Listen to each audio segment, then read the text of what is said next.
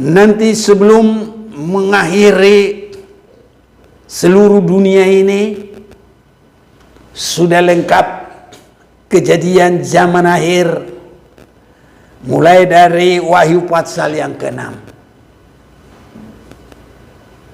Apapun di sana semua sudah lengkap.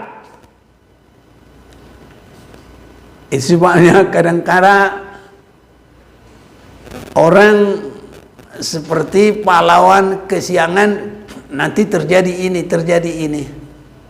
Di Alkitab 21 penghukuman harus terjadi sebelum dunia ini berakhir.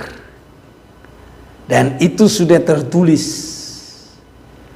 Tidak perlu lagi ada orang ini akan terjadi, ini akan terjadi. Pasti sudah akan terjadi. Pada waktunya manusia tidak boleh mengatur. Tuhan yang mengatur. Sama dengan kedatangan Tuhan. Tidak ada yang bisa mengatur.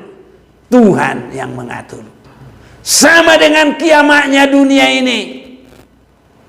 Tidak ada manusia yang bisa mengatur.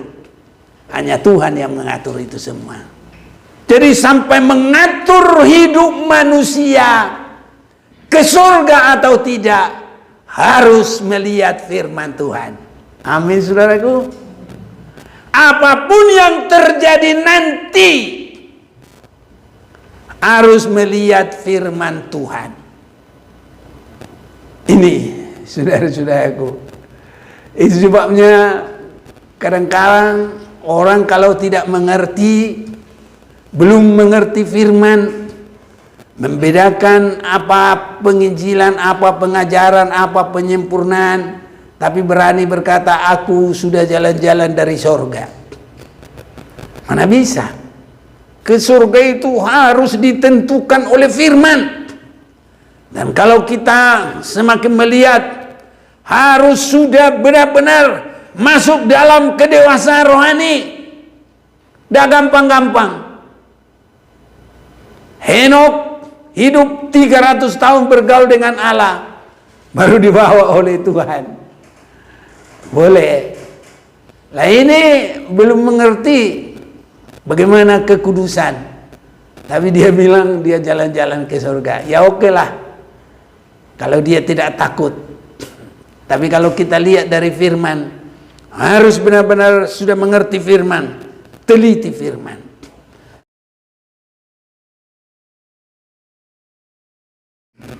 Salam bagi kita semua.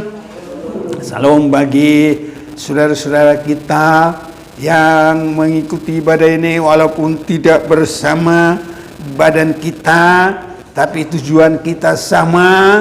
Dan juga roh kita juga sama merindu akan anugerah dan berkat Tuhan, supaya kita semua bertumbuh berkembang, siap bagi hari kedatangan Tuhan yang besar pada kali yang kedua.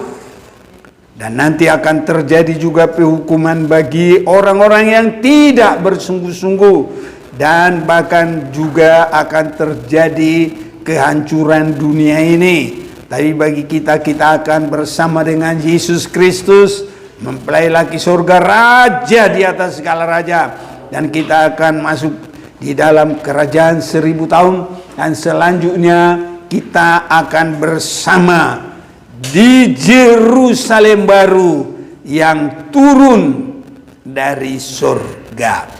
Saya mau mengajak kita kembali membaca Wahyu pasal 22 ini, ayat yang ke-18 sampai dengan 21.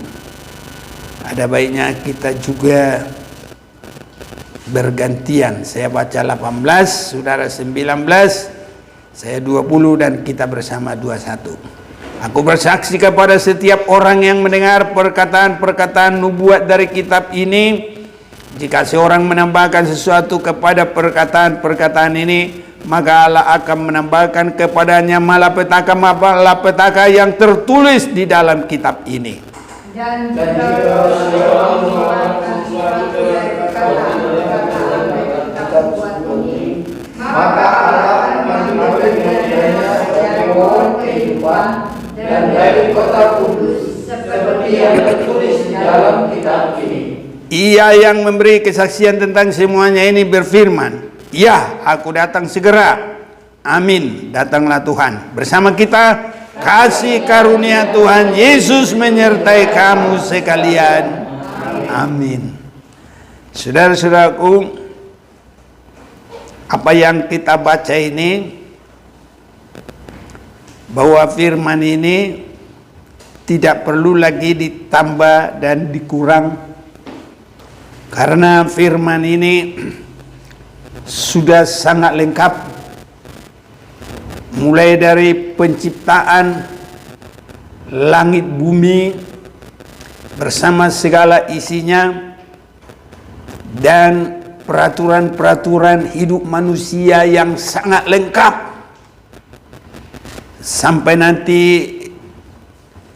penyelamatan yang sudah lengkap sekali, dan Yesus Kristus datang kembali mempelai laki-laki surga. Dan kalau bumi lama ada waktunya nanti akan dihancurkan, tapi kita dari firman Tuhan ini sudah diberitahukan ada langit baru, bumi baru, namanya Yerusalem baru. Jadi firman ini sudah sangat lengkap. Tidak perlu lagi ditambah atau dikurangi, dan tidak ada lagi nabi lain. Itu sebabnya Alkitab kita yang sudah menutup, sehingga keyakinan, kepercayaan Kristiani tidak menerima siapapun nabi lain dan kitab suci lain. Karena di dalam firman Tuhan ini sudah sangat lengkap kasih Allah yang berkembang.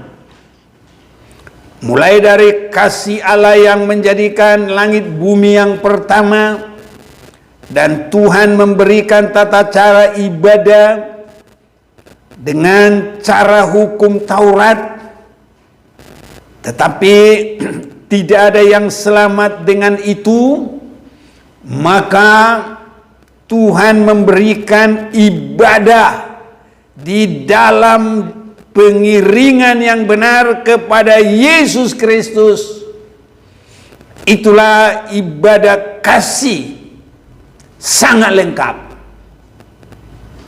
Ibadah-ibadah yang lain di luar pengertian Yesus, penerimaan Yesus, di luar pengikutan Yesus Kristus, paling tinggi adalah ibadah filsafat ataupun juga ibadah Taurat. Bangsa Israel juga masih mengikuti ibadah Taurat itu, yang di dalamnya tidak lengkap dengan kasih. Boleh berperang, boleh membunuh, boleh membalas, mata ganti mata, gigi ganti gigi. Kalau benjol, ya harus dibenjolin juga. Itu hukum Taurat. Tapi satu-satunya hanya ada di dalam Yesus. Jangan balas jahat dengan jahat. Justru beri musuhmu makan. Tidak ada kitab lain dimanapun di dunia ini yang demikian. Itu sebabnya kalau orang hanya menyerang tanpa pengertian Alkitab ini, berani berkata palsu, tapi ini adalah paling lengkap. Kasih Allah yang begitu besar, Dan kasih ini diterapkan dalam semua. Dalam nikah. Karena kasih Allah itu adalah sempurna. Kasih Allah itu tidak ada pamrih.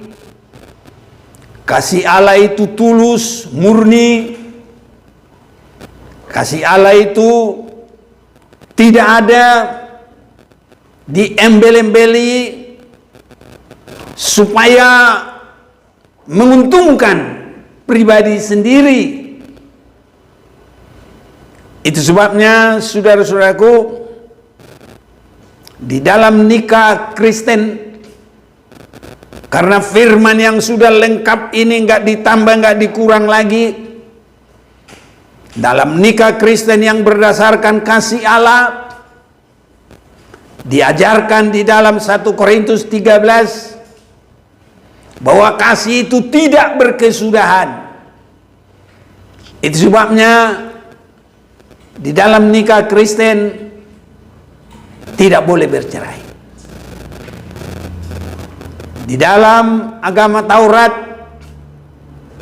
dan sejenisnya boleh bercerai.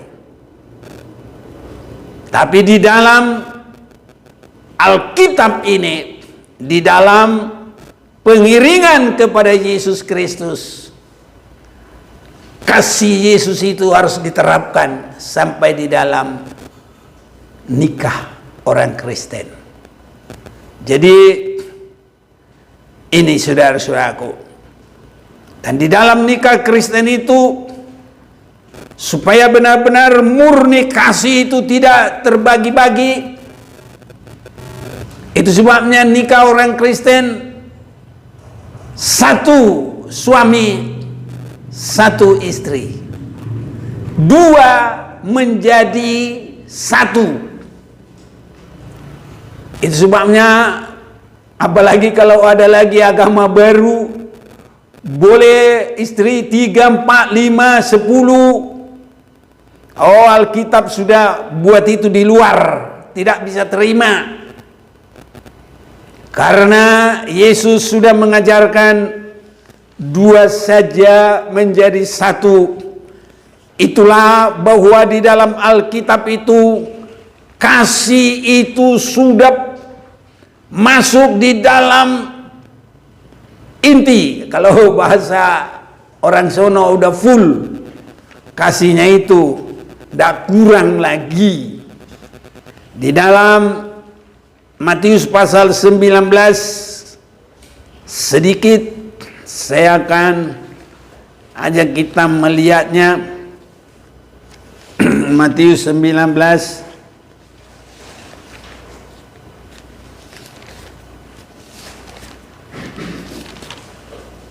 saya akan bacakan bagi kita ini.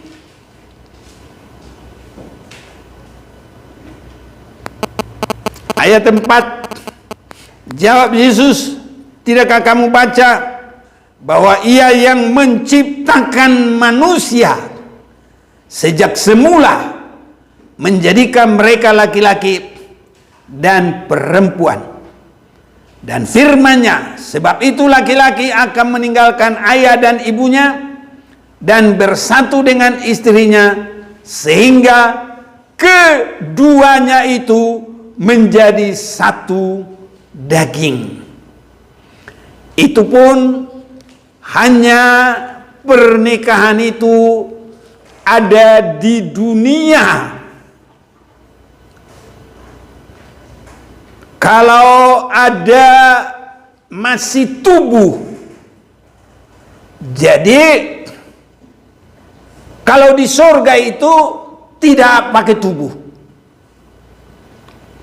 Darah dan daging tidak boleh masuk surga, tapi roh yang masuk surga. Dan kalau roh itu sama dengan malaikat. Malaikat tidak menikah. Tidak ada menikah. Itu sebabnya berapa jumlah malaikat diciptakan, ya sebegitulah mereka. Beda dengan manusia, mulai dia diciptakan di Taman Eden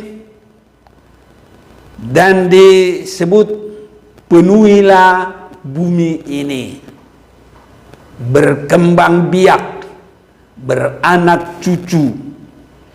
Tapi kalau malaikat tidak.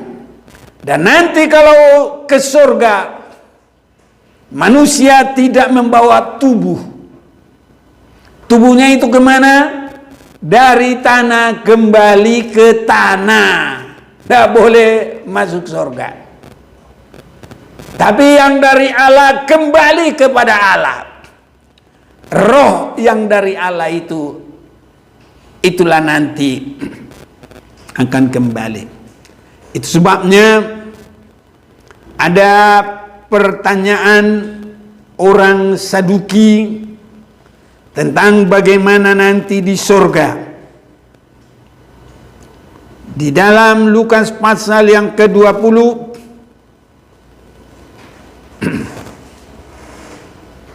mulai 19, saya pendek saja. Adalah 7 orang bersaudara yang pertama kawin dengan seorang perempuan, lalu mati dengan tidak meninggalkan anak. Lalu perempuan itu dikawini oleh yang kedua dan oleh yang ketiga, dan demikian berturut-turut oleh ke-7 saudara itu. Mereka semuanya mati dengan tidak meninggalkan anak. Akhirnya perempuan itu pun mati. Bagaimana sekarang dengan perempuan ini atau perempuan itu? Siapakah di antara orang-orang itu yang menjadi suaminya pada hari kebangkitan? Sebab ketujuhnya telah beristrikan dia.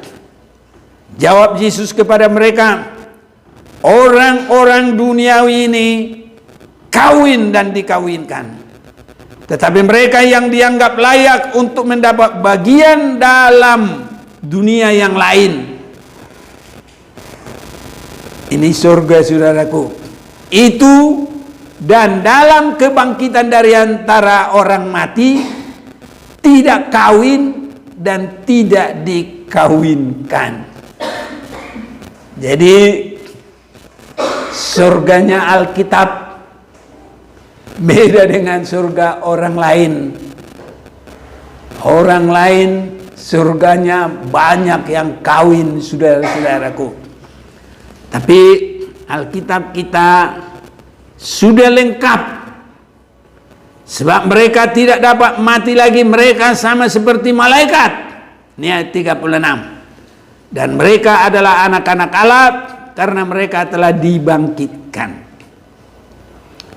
Tentang bangkitnya orang-orang mati, Musa telah memberitahukannya dalam Nas tentang semak duri, di mana Tuhan disebut Allah Abraham, Allah Ishak, dan Allah Yakub. Jadi ayat 36 kita perhatikan, sebab mereka tidak dapat mati lagi. Ini karena sudah roh. Yang dapat mati itu hanya tubuh.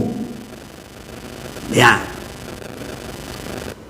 Dan mereka adalah anak-anak Allah karena mereka telah dibangkitkan. Saya baca ulang biar jelas. Sebab mereka tidak mati lagi, mereka sama seperti malaikat-malaikat, dan mereka adalah anak-anak Allah karena mereka telah dibangkitkan. Jadi inilah yang kita perhatikan,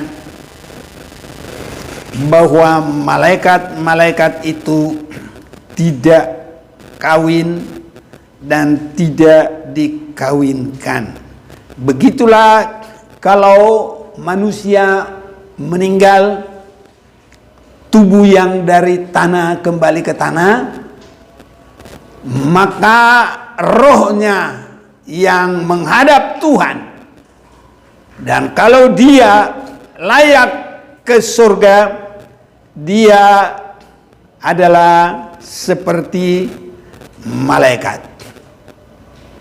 Jadi ayat 35 tadi, tetapi mereka yang dianggap layak untuk mendapat bagian dalam dunia yang lain itu, dan dalam kebangkitan dari antara orang mati, tidak kawin dan tidak dikawinkan, sebab mereka tidak dapat mati lagi. Mereka sama seperti malaikat-malaikat, dan mereka adalah anak-anak Allah karena mereka telah dibangkitkan. Jadi kalau di dunia ini karena seorang wanita itu rupanya dia nasib suami selalu mati, saudaraku. 7 suami berturut-turut mati semuanya, sampai dia sendiri juga mati. Nah, itulah dipersoalkan. Nanti istri siapakah orang ini di sorga? Karena 7 laki-laki itu sudah memperistrikan dia. Jelas sekali Yesus mengajarkan di sorga sama seperti malaikat, hanya roh, tidak kawin dan dikawinkan. Sebabnya kalau orang Kristen tidak boleh percaya ya diperkosa oleh jin, setan. Jin itu kan roh, tidak bisa. Apanya yang bisa? Orang dia roh. Nah, jadi kawin dan dikawinkan hanyalah yang punya tubuh. Kuda kalau sudah mati nggak ada lagi tubuhnya, nggak bisa lagi kawin. Apapun binatang, apapun manusia, sama. Kalau sudah mati, karena roh itu namanya aja roh, asal katanya dari angin, ruah, yang nggak bisa lagi. Angin aja berubah-ubah bentuk. Nah, jadi tubuh itulah yang bisa menikah. Dan Yesus mengajarkan 2 menjadi 1. Nggak ada 3, nggak ada 14. 2 menjadi 1. Dan 2 itulah tidak lagi 2, tapi 1. Benar-benar sehati. Tidak bisa pisah kecuali karena kematian. Ini saudara-saudaraku, semua sangat begitu lengkap di dalam Alkitab. Kasih Allah begitu lengkap, mulai perkembangan masa cara Taurat sampai kepada kasih di dalam Yesus Kristus. Jadi segala sesuatu di dalam Alkitab ini sudah sangat lengkap.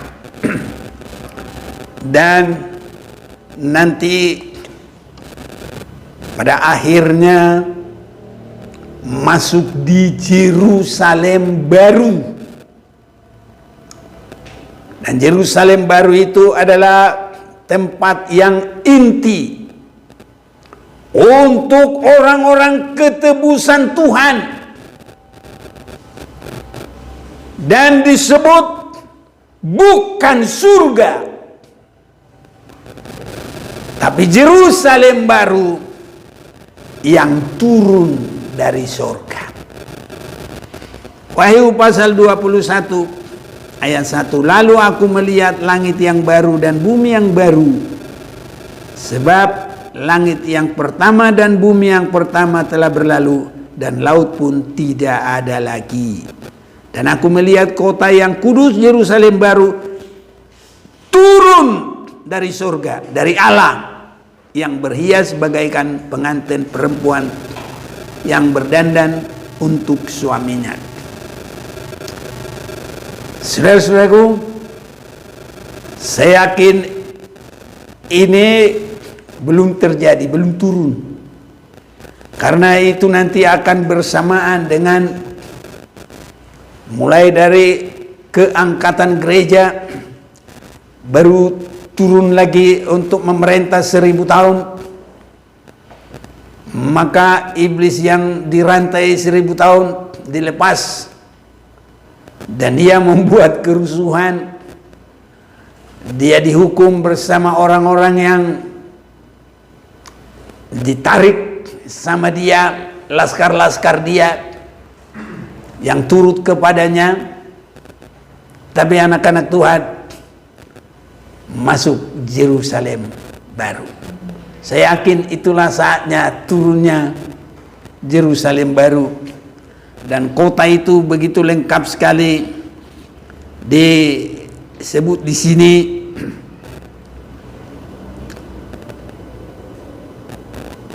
Mulai 10 saya baca. Lalu di dalam roh ia membawa aku ke atas sebuah gunung yang besar, lagi tinggi. Dan ia menunjukkan kepadaku kota yang kudus, Yerusalem, turun dari sorga, dari Allah. Kota itu penuh dengan kemuliaan Allah.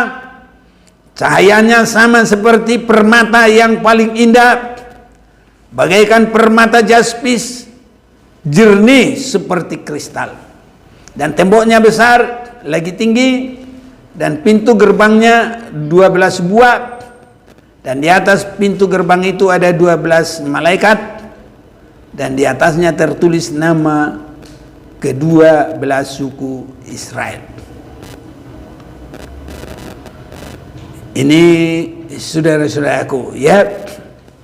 Di sebelah timur terdapat 3 pintu gerbang, dan di sebelah utara 3 pintu gerbang, dan sebelah selatan 3 pintu gerbang, dan di sebelah barat 3 pintu gerbang. Saudara-saudaraku, biarlah Tuhan yang ngatur. Pokoknya salah satu pintu gerbang harus nanti kita lalui. Haleluya, saudaraku. Ini saudara-saudaraku, ya. Harus, saudara-saudaraku. Dan kalau kita setia sekarang dan tidak mengurang, tidak menambah firman, kita teguh, kita setia, itu yang menghentar kita nanti boleh masuk di sana. Jadi kalau orang tidak bisa dengar firman, itu belum rohani, masih mau rohana, mau sendiri. Orang kalau belum bisa dengar firman, belum mau dibentuk, dia yang harus mengatur firman sesuai kemauannya. Bahkan dia yang mengatur Tuhan. Dan bagi dia, dalam dirinya nggak ada penyerahan kepada firman yang penuh. Jadi firman yang semau sendiri, ya itulah yang dia mau. Ya nanti masuklah dia di surga sendiri. Jangankan surga, waktu bahtera Nuh, kalau tidak seukuran dengan ukuran Tuhan, semua hancur. Apalagi nanti kalau ke surga, kalau tidak sesuai firman Tuhan, semua binasa. Itu sebabnya saat ini kita bergumul supaya hidup kita tidak boleh kurang dari firman. Harus sesuai dengan firman itu. Tidak boleh dikurang dan tidak boleh ditambah. Amin, saudara. Biar Tuhan tolong kita. Mumpung ada kesempatan, mari bergumul dengan sungguh-sungguh. Tadi saya sudah baca ayat 13 ya, 14 sekarang. Dan tembok kota itu mempunyai 12 batu dasar, dan di atasnya tertulis ke-12 nama ke-12 rasul anak domba itu. Jadi semua sudah dilengkap dari perjanjian lama, juga dari perjanjian baru. Dan ia yang berkata-kata dengan aku mempunyai suatu tongkat pengukur dari emas untuk mengukur kota itu serta pintu-pintu gerbangnya dan temboknya. Kota itu bentuknya 4 persegi. Nah, 4 square. Panjangnya sama dengan lebarnya, dan ia mengukur kota itu dengan tongkat itu 12.000 stadia panjangnya, dan lebarnya dan tingginya sama. Kalau kita lihat di belakang stadia itu berapa ya? Ada yang bisa lihat cepat dulu. Ada kamus Alkitab di situ dikit. Ada enggak? Kalau enggak ada enggak apa-apa. Kurang lebih 200 meter. Ya, kurang lebih 200 meter ya. Nah, jadi kalau panjang dan lebarnya itu tingginya sama, disebut 12.000 stadia kali 200 meter, berapa itu? 12.000. Nanti hitung di rumah ya. Susah. Lalu yang mengukur temboknya 144 hasta. Hasta ini menurut ukuran manusia itu sekitar setengah meter. Yang adalah juga ukuran malaikat. Jadi kalau temboknya itu 4 hasta, apa itu? Tadi temboknya 144 hasta. 144 hasta, ya bagi 2 aja untuk ke meter, kira-kira begitu. Yang adalah juga ukuran malaikat. Tembok itu terbuat dari permata jaspis, dan kota itu sendiri dari emas tulen, bagaikan kaca murni. Dan dasar-dasar tembok kota itu dihiasi dengan segala jenis permata. Dasar yang pertama batu jaspis, dasar yang kedua batu nilam, dasar yang ketiga batu mira, dasar yang keempat batu zamrud, dasar yang kelima batu unam, dasar yang keenam batu sardis, dasar yang ketujuh batu rakna, cempaka, yang kedelapan batu beril, yang kesembilan batu krisolit, yang kesepuluh batu krisopas, yang ke-11 batu lajuardi, dan yang ke-12 batu kecubung. Kalau mau tahu permata-permata belajar di Alkitab, mungkin kalau di umum tidak ada seperti begini lengkapnya batu-batu permata. Saudara-saudaraku, saudara nanti boleh baca luar biasa itu sampai ayat yang ke-25, itu tentang Yerusalem baru. Jadi sudah sangat lengkap Alkitab ini. Allah melihat sudah cukup. Itu sebabnya di sini disebut, aku bersaksi kepada setiap orang yang mendengar perkataan-perkataan nubuat dari kitab ini. Jika seorang menambah sesuatu kepada perkataan-perkataan ini, maka Allah akan menambahkan kepadanya malapetaka-malapetaka yang tertulis di dalam kitab ini.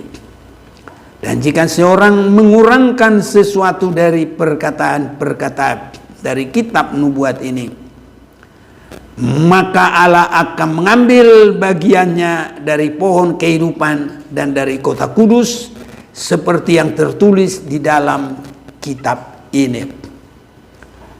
Itu sebabnya saudaraku harus mengerti juga perkembangan dari perjanjian lama mengenai banyak hal.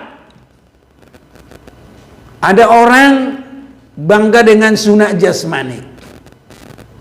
Habis pun itu nggak ada pun itu, kalau hatinya berdosa masuk neraka juga. Itu sebabnya kalau sunat Kristen itu adalah penanggalan tubuh yang berdosa. Ini sunatnya. Jadi dalam hati itu semua bersih. Itu saudara-saudaraku, kita sudah belajar itu di dalam rombak bait Allah yang lama. Ya. Jadi semua di sini sangat lengkap. Semua cara hidup apapun, cara apapun, dan Tuhan akan memberkati. Dan tidak perlu ditambah, tidak perlu dikurang. Dan tidak ada yang benar-benar bisa dipelajari secara lengkap untuk segala hidup adalah yang lengkap di dalam Alkitab ini.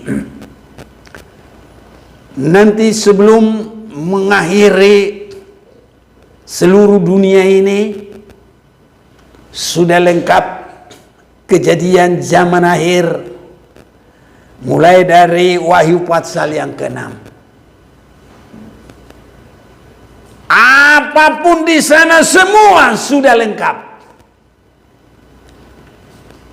Sebabnya kadang-kadang orang seperti pahlawan kesiangan, nanti terjadi ini, terjadi ini. Di Alkitab 21 penghukuman harus terjadi sebelum dunia ini berakhir.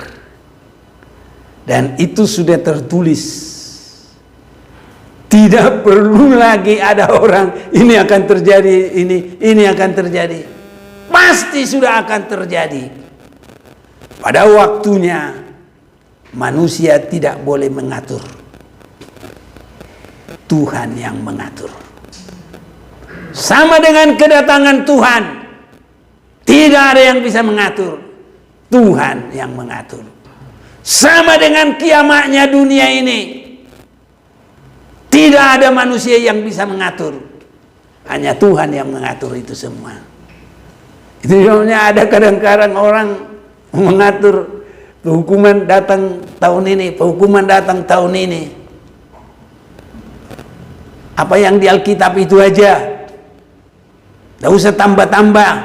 Masa Tuhan mau tambah-tambah yang dari Alkitab ini? Dia enggak konsisten dong.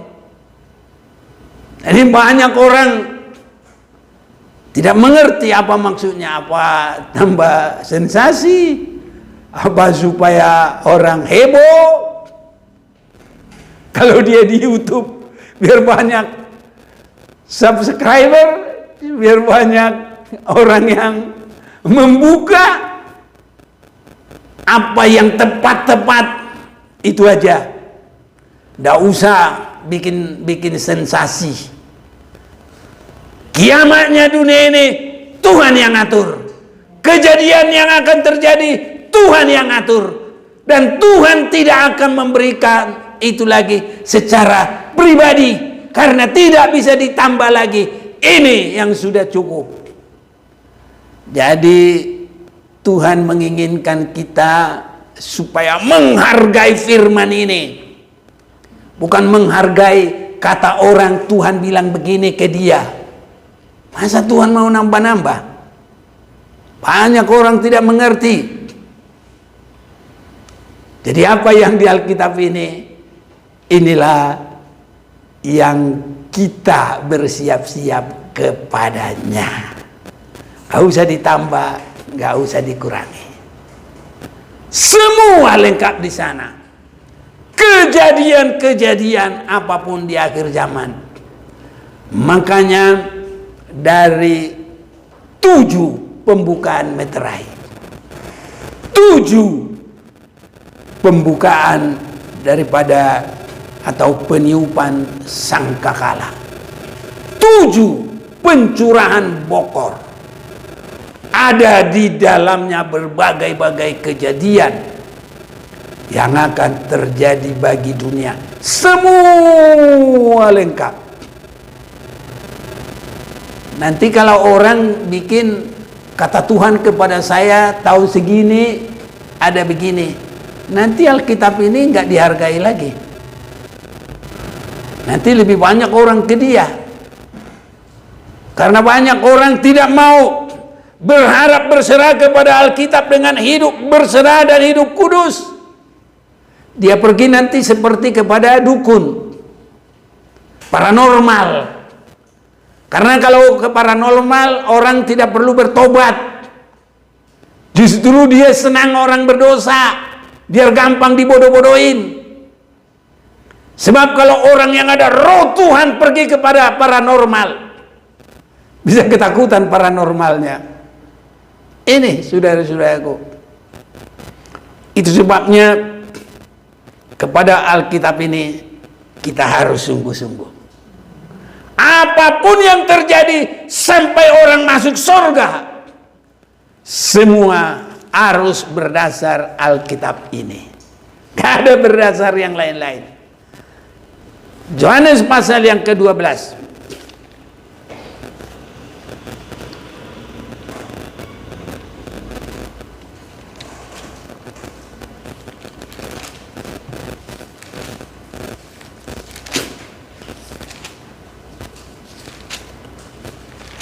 Yohanes pasal yang ke-12, saya akan baca bagi kita ayat yang ke-47. Dan jikalau seorang mendengarkan perkataanku tapi tidak melakukannya, aku tidak menjadi hakimnya.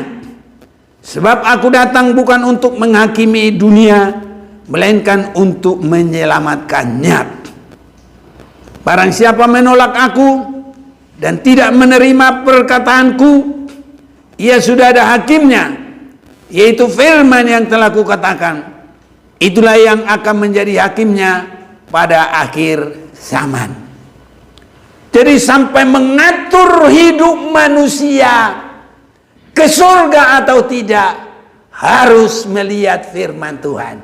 Amin, saudaraku. Apapun yang terjadi nanti, harus melihat firman Tuhan.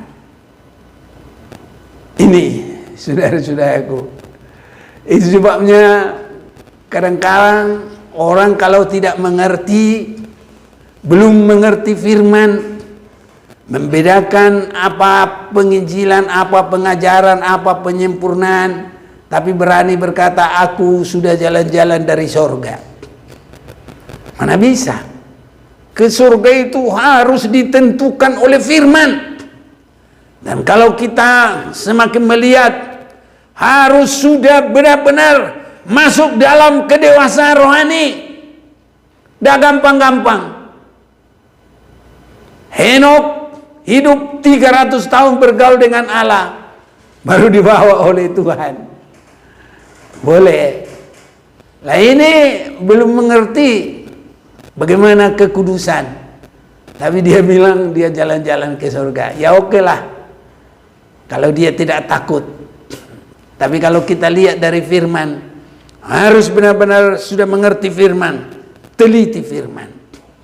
Dan firman yang lengkap mulai membawa kita dari penyucian darah Yesus, pengampunan yang awal, dilanjutkan dengan peningkatan pertumbuhan rohani. Firman peningkatan pertumbuhan rohani. Tadi firman untuk membawa bertobat dan selamat dengan menerima Yesus. Tapi firman perkembangan dan pertumbuhan itu sudah harus mulai berserah kepada Tuhan dan semakin mematikan keinginan daging. Ini yang disebut masuklah melalui pintu yang sempit. Itu sudah harus kemauan, makanya disuruh masuklah. Itu sudah harus pilihan. Jadi banyak orang tidak mau, maunya harus yang bebas-bebas saja, yang semaunya sendiri, seperti pintu ke mall, terlalu gampang, tidak usah dibuka, terbuka sendiri. Mau masuk begitu, mau pulang begitu, kapan aja mau pulang, pulang. Ini saudaraku, kapan mau masuk, masuk. Tapi kalau mau hidup kekal selama-lamanya, masuk melalui pintu yang sempit. Bergumul saudara-saudaraku. Berjuang. Berani mematikan keinginan daging. Karena lanjutannya itu adalah menyangkal diri. Orang mau ke surga nggak ada penyangkalan diri. Mana bisa? Emang manusia itu banyak bukan mau ke surga, saudaraku. Apalagi kalau dia banyak guru-guru palsu, ajaran-ajaran sendiri yang menyenangkan hati. Itu di akhir zaman terlalu banyak. Tapi kalau mau ke surga, masuk melalui pintu yang sempit. Bergumul. Haleluya. Nggak boleh bebas-bebas semau sendiri. Nah, harus menyangkal diri. Itu artinya mematikan keinginan. Sekarang ini yang terlalu banyak adalah memuaskan keinginan, memanjakan keinginan, ya, memuaskan hawa nafsu. Ini yang sekarang membanggakan keakuan, membanggakan diri. Bukan menyangkal, saudara-saudaraku. Tapi semua Alkitab mengatur, saudaraku. Bahkan pikulah salib. Berani sengsara mengikut Tuhan. Amin. Kita ini harus sampai ada sengsaranya loh, mengikut Tuhan. Ya. Baru saudara-saudaraku. Jadi kita harus lihat itu.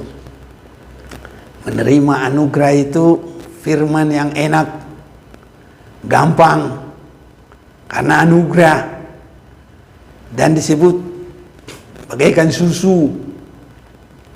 Minum susu paling enak. Bayi-bayi minum cucu. Enak, saudaraku. Nggak dikunyah nggak apa, blok blok blok blok blok. Lapar dia, cucu, blok blok blok. Nah, dan maunya orang Kristen hanya begitu aja. Kapan nanti berkembangnya? Kapan nanti dewasanya? Dalam kitab Ibrani sudah sering kita dengar pasal yang kelima itu mulai 9 sampai 14, tapi kita nggak baca. Harus ada perkembangan, saudaraku. Harus ada pertumbuhan. Dan selanjutnya harus sampai ada penyempurnaan. Penyempurnaan itulah memikul salib. Penyempurnaan itu adalah ya, kita sudah berani menyangkal diri. Kita semakin mau sengsara karena Yesus Kristus. Banyak orang tidak mengerti, saudaraku. Untuk hidup yang kekal itu adalah keberanian sengsara bersama dengan Tuhan. Di dalam 2 Timotius pasal 2 saya akan ajak kita mau baca dulu ini sebentar.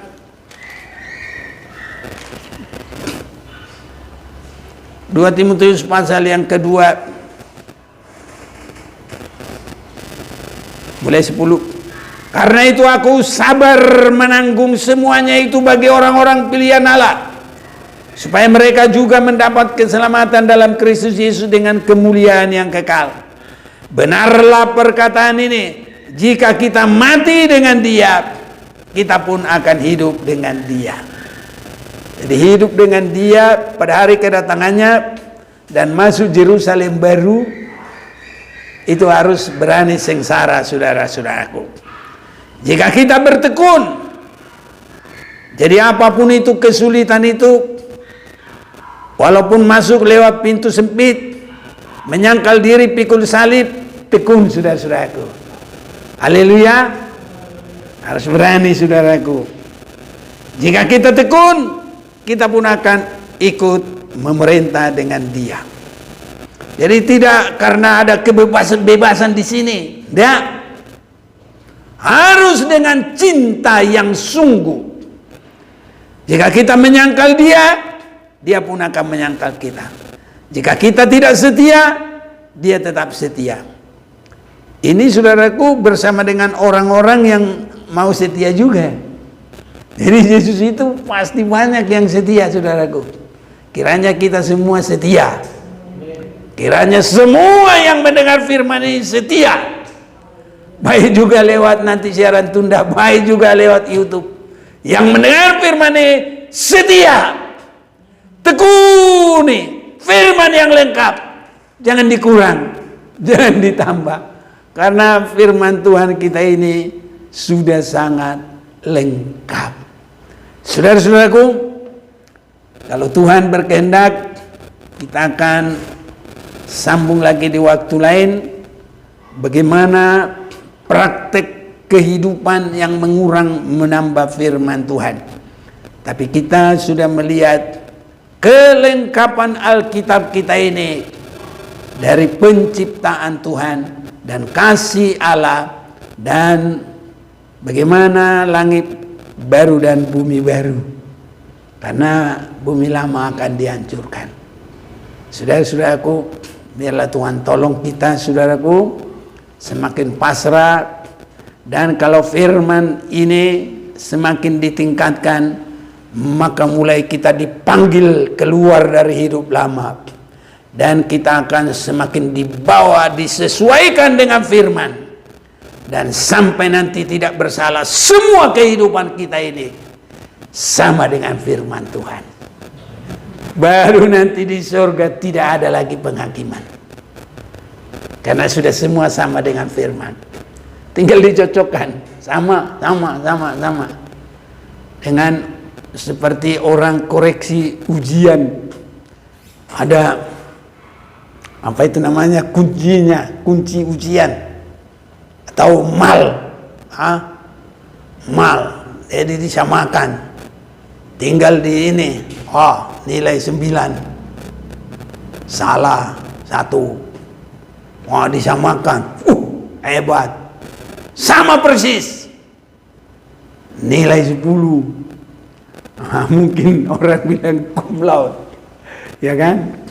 Saudaraku, harus kita begitu kepada firman Tuhan, sama. Tidak boleh kurang, tidak boleh ditambah, sama persis. Tuhan memberkati kita. Masalah juga Tuhan bisa tolong kita. Berkat juga Tuhan akan curahkan bagi orang yang mendengar dan melakukan firman. Tidak turun, akan naik sampai kenaikan pengangkatan nanti. Tidak menjadi ekor, tapi jadi kepala. Tuhan akan menghargai orang yang berjuang menyesuaikan hidupnya dengan firman Tuhan. Biar kita bergumul terus, saudaraku, dan Tuhan memberkati kita. Mari kita menyanyi, firman-Mu pelita bagi kakiku.